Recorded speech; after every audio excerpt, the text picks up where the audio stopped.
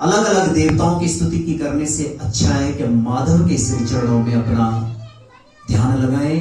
सृष्टि का क्रम बता रहे हैं कि जो ये गुण है सत रज और तम, तो तामस जब हम में आता है तो हम विपरीत कार्यों की ओर ज्यादा जानने लग जाते हैं।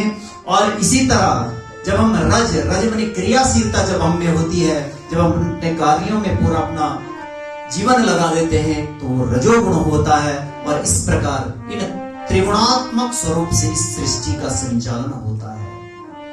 और इन तीनों गुणों का होना भी सृष्टि में आवश्यक है। अगर एक गुण भी हट गया तो फिर सृष्टि नहीं चलेगी। हमें राम भी चाहिए, हमें रावण भी चाहिए, हमें कर्मशील सुग्रीव भी चाहिए, कर्मशील हनुमान भी चाहिए और सोता हुआ कुंभकर्ण भी चाहिए। तभी संसार चलता है, तब हमारे भगवान इस धराधाम पर आते हैं। वैसे तो कितने ऋषि मुनि ऐसे हैं जो हजारों साल तक तपस्या करते हैं। पतित पावनी पुण्य सलिला मां भागीरथी को लाने में भगीरथ महाराज को 10,000 वर्ष लग गए। क्यों? कुल के उद्धार के लिए। गंगा गंगा कहकर जिनका स्वप्न बना था लाने का, पीढ़ी पीढ़ी निकल गई थी पर गंगा ना आने की। सगर गए थे गए अंशुमान, स्वर्ग सिधारे दिलीप मान, पर गंगा ने नहीं दिया था निस्तारा के निस्दर्शन। इसी जन्म में इसी वंश में जन्मे थे एक युग पुरुषो दिव्य महान, नाम भगीरथ कठिन पड़ा था गंगा लाने की पहचान।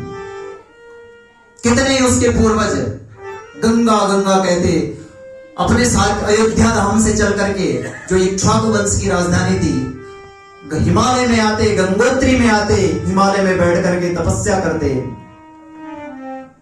कई पीढ़ी निकल गई लेकिन मां गंगा प्रकट नहीं हुई।